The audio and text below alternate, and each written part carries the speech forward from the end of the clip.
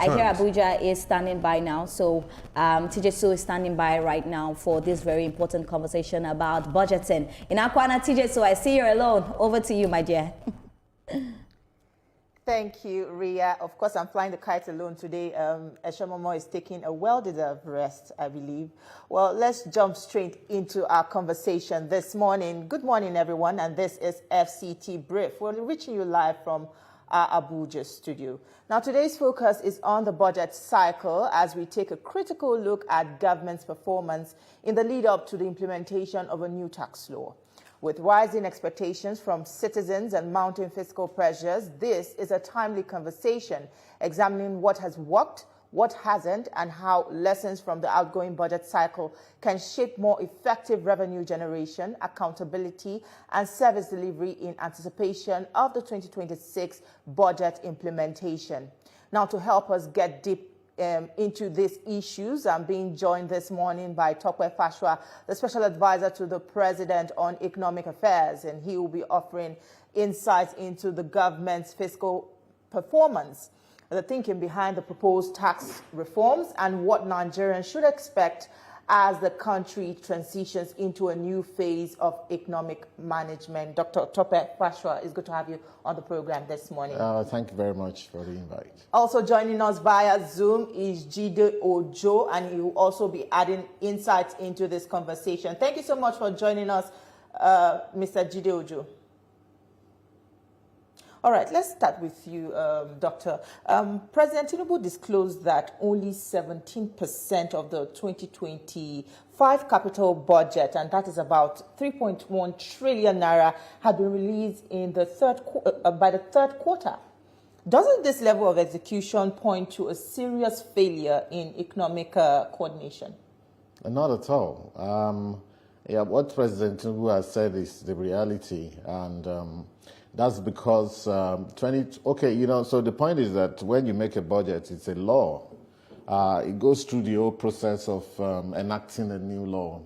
It goes through National Assembly, gets reconciled, debated, and all of that, sent back to the President for assent to get signed. Therefore, the way we have been running is that if a law hasn't been fully implemented, it remains a law.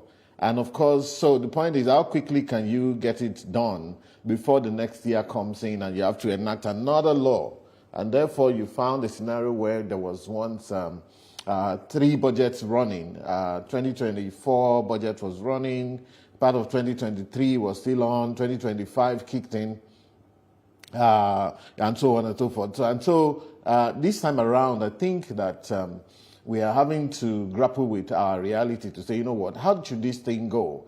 I actually also suspect or predict that this current issue will lead to perhaps a fundamental tweak in the law around budget. Perhaps you say that maybe every year, wherever you get to in December, you vitiate or, as the president has done now, send the law for repeal, so that you can have a clear view of the next year, number one. Or perhaps we should probably say that the capital budget of in this country maybe should be done maybe once every 2 years or thereabout, because we know that when you say capital, you want to build new things. And what we've been seeing is a scenario where new big projects come in. I mean, all the big projects that are going on around the country right now are not projects that you can finish in 1 year, and so that's where the overlap comes in. I still am of the opinion, though, that contrary to what many people are saying around the country, our budget is still rather very small for our need, and I think that is where the revenue kicks in. The issue of revenue kicks in because what drives your budget is your revenue. The more revenue you can raise, the more you can plan for your people. Nigeria is just a very much privatized country where people, as I was coming down here, I was thinking about, Aliko Dangote was saying a few days ago, people, rather than buy Rolls Royce, why don't you start companies? I mean, it's coming through here, come out to the other side. People don't care. This is Nigeria. Everybody wants to flex and so on. But if you know the number of Rolls Royce that there are in this country, perhaps it's more than what there are in the United Kingdom. And that's the truth. And so, but then it's fine, buy your Rolls Royce, but remember, you can't keep milking the country because you have to pay. For you to drive a Rolls Royce in the UK right now, for you to own one, what you'd have to pay every year, and I make no bones about this, for you to own a Rolls Royce, the equivalent of what you'll have to pay to maintain, not just to pay mechanics, right? Car tax alone, I can predict it will be, I think, about 3 to 4 or 5 million that you will pay every year, whether you like to drive the car or you don't drive the car. So long as you want to put that car on the road, you must pay that on a yearly basis. And that's what constitutes revenue. So many of the people who are kicking against it. So I think that what President Tinubu is doing right now is a very momentous issue, the very momentous decision to say, you know what, how do we grapple with our budgets going forward? How do we do big projects? How do we fund our budget? How do we have a great country? And people should remember that President Tinubu is not going to be there forever. Whatever he's doing now, he's doing for the future of this country. So other guy is somewhere, in Nigeria right now, who is going to be a president maybe in 20 years' time or 15 years' time. That person is going to benefit from what is being done now. And whatever is being done, especially on the revenue drive, which the tax reform is very, very pro-poor to the extent that anyone 1 million and below will go tax-free in this country. Never happened before. They used to, in some states, they used to tax even people who are earning 30,000 naira every month. What are you taxing the 30,000 naira earner for? And any business turning over 50 million and below in a year, which is 4-point-something million turnover, most stores, that is most stores, are also going to go tax-free, So the only people who will actually feel more of the tax burden are people who are turning over transactions in this country, people who are running billions to their account and paying zero. And I've already said, some of the people who are saying, oh, Nigeria is a rich country. We should be, the country should be dashing money to people on the streets. That level of deliberate ignorance, and it's not because they don't know, it's just because, number one, they don't want this country to move forward. Number two, they don't want it to move forward under Bola Ahmed Tinubu. They suspect that perhaps this man may get it right. And that's where we are right now. And of course, they won't succeed. All right, we're still going to talk more about this new coming tax law in 2026 because this has generated a lot of distrust among the people, and it's quite innovative that you mentioned that this is a pro-poor tax regime. But let's speak with Mr. Jide Ojo. He's live with us via Zoom. Mr. Jide, it's good to have you on the program this morning.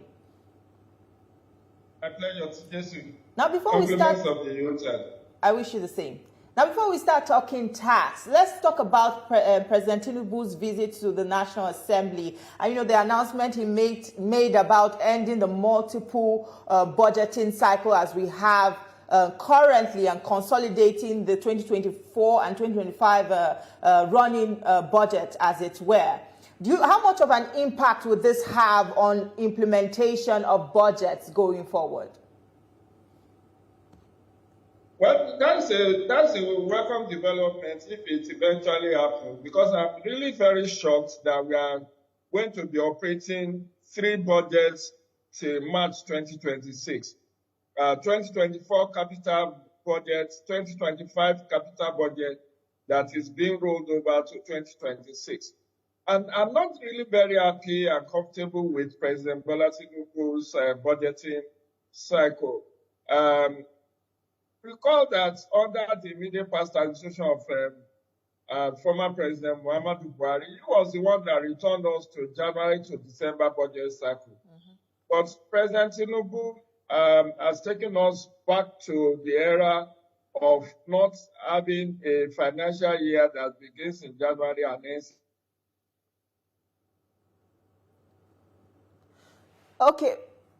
Okay, let's come back to you.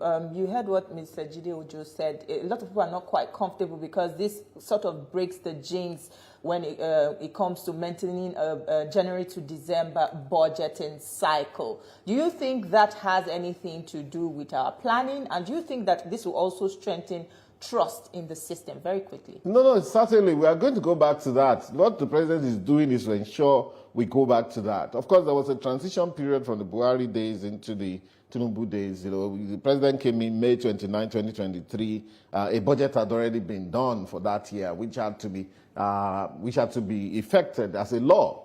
The issue now becomes, okay, are you able to find... I mean, first of all, no budget is perfect. A budget is just a projection. It's a dream of, oh, this is what we want to do. And I align with the Minister of Budget and Planning, who says that the budget should not be, our budget should not be a reflection of our failures or our mediocrity, but rather a reflection of our aspirations, clearly. I mean, we're saying that we're doing a tenth of the budget of, national budget of South Africa. We're doing a budget that's smaller than the budget of Angola, maybe half or one-third the budget of Angola, where they have 20-something million people. We're 200 million people. We will do a lot more. But in order to, we have to fix the base of the budget and the philosophy behind it. All right. And that's what we're talking about. So this is not just about the semantics of January to December. January to December, fine, but how much are you able to, and it's not today that we have been performing 30% on the capital budget, even though we fulfill our debt servicing budget, our recurrent budget, overhead and all of that are 100%. This year, those have been 100% fulfilled. Even more on debt servicing, we've done more than 100%, right. But the issue always is the capital. I hear Mr. Ojo is back, so let's hear you finish your thoughts on what you were saying. Mr. Jide Ojo. Well, like I said, can you hear me? Yeah, continue. So I said, yes, it's a welcome development. We can go back to January to December. Or, I mean, if we can have single budgets by March 31st, that would be welcome development, because right now, you cannot be rolling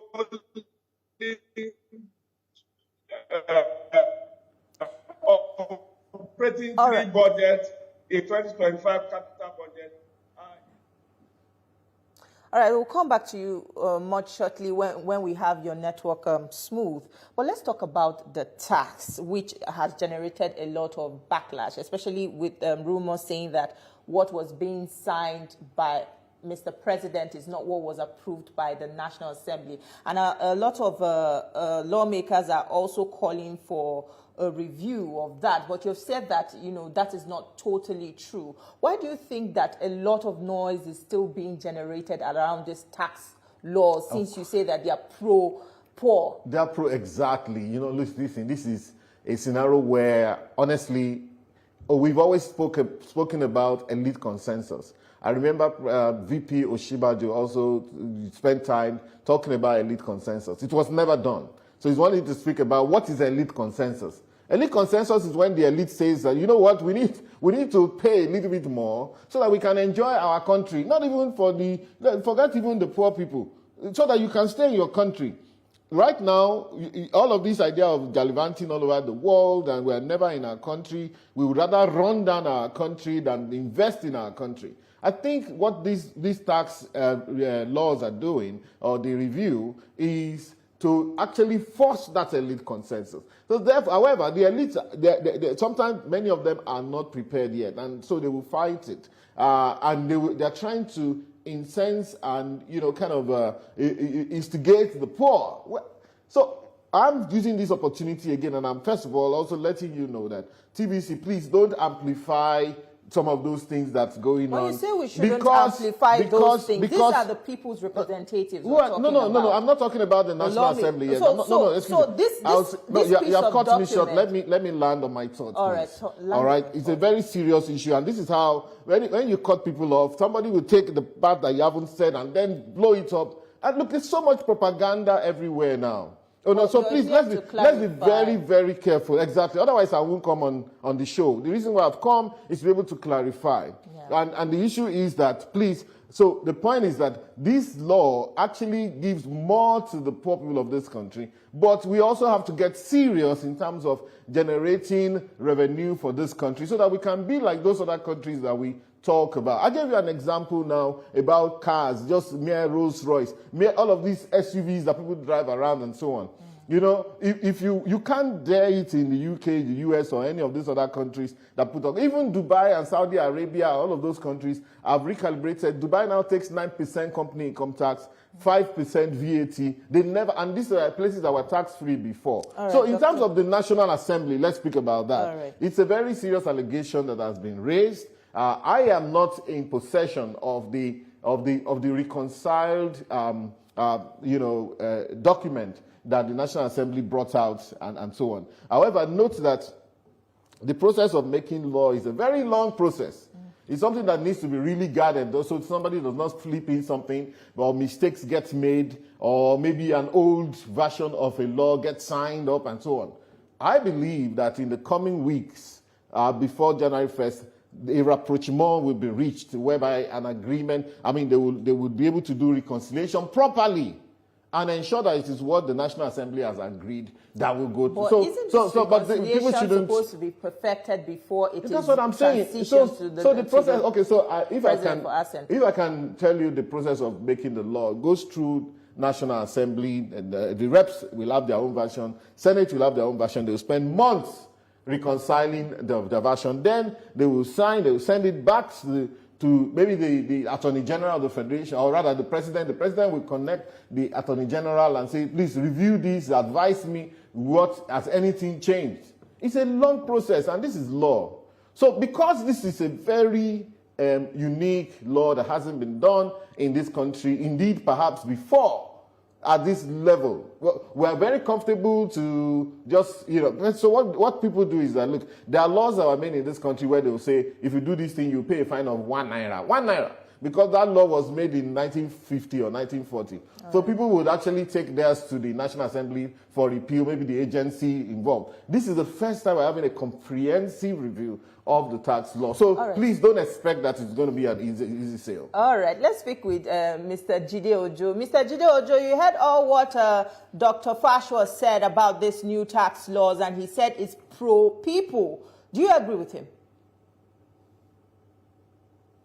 Or pro-popular? Yes, it is. I followed through the whole law, tax law reform since 2023, I guess, when a committee was set up. And I will say it's a very progressive law. I wish and I commend that there will be a very successful implementation. But it was actually worrisome when I listened to Honorable Dasuki from Sokoto State saying that Minister of Information was quite different from the that should be investigated. If found to be true, the gazetted copy as of now should be withdrawn, and the proper one that was signed and harmonized by the Senate and House of Reps should be gazetted and popular and circulated widely. But I believe it's a very progressive tax. I've listened to different speakers talking about this, and the exemption area is very welcoming. And I think it's a game changer for the Tinubu administration. The president said he wants to busy himself with economic restructuring in the first 2 years before dealing with political restructuring. And I think he All right, Mr. Ojo, we'll come back to you, but very quickly because of our time, Dr. Fashwa. Inflation has reportedly declined to about 14.45% for the 8th executive time. Yet Nigerians are yet to feel the impact of this. We'll see something on paper, and yet Nigerians are saying otherwise. Yeah, look at transport fares at the moment. Yes. It's quite inaccessible to a lot of Nigerians. We're still dealing with insecurity. What about rice? This morning, rice, food. First of all, listen, the biggest driver of our inflation is food. Okay. Do you know this is the first time the price of rice will fall during Christmas? Why can't it go across board? No, you see, okay, first of all, inflation, the number you see is a measurement of 960 items, including transportation, including electronics, including the clothes you're wearing, including your lip gloss that's looking so wonderful this morning. You know, it's everything that is put. You can't say everything will come down at once. Now, if everything comes down at once, that's what they call deflation. When there's deflation, it's a bigger problem. And I've always said this, listen, Pakistan is one economy that ours mimic a lot for some reason. You know, almost same population, same issues. Pakistan inflation was 45% 2 years ago. Right now it's on 2%, 1%. And they're panicking because of deflation. Because when deflation sets in, there's disincentive for people to produce. Therefore, people will go out of job. People will be sacked and all of that, you know. So what we're having now is, you know, consistent disinflation. A scenario where for almost 8 months now, inflation has been dropping to 14.45%. Hopefully next year we'll be able to get into single digits, 9%, 8%, and that will be ideal for this country so that we continue to incentivize people who are producing. Nigeria is a growing economy, you know, it's a growing economy. We can do a lot better than the 3.98%, almost 4% that we're going to close with this year, which is above what the so-called, the multinationals, multilateral bodies have predicted for Nigeria. We're doing better. You know, and next year, I believe that we will have an uptick, especially if some of these reforms kick in. So please.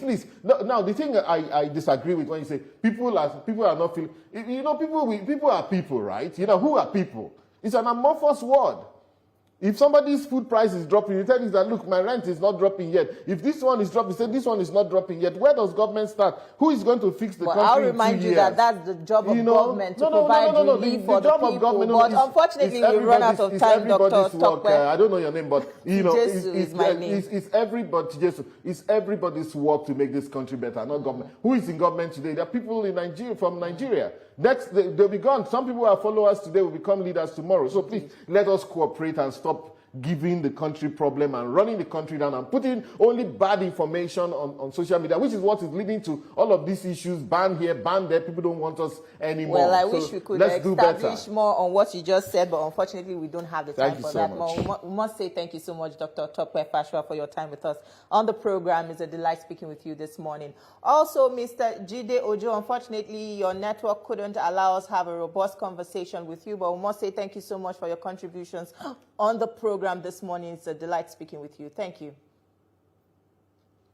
Thank you also for being a part of our conversation. We will now hand you over to Lagos, where Ria and the rest of the team are standing by to continue with the rest of the show. And of course, we're here standing by, TJ Sue. Thank you so much. Really beautiful conversation from you. Thank you.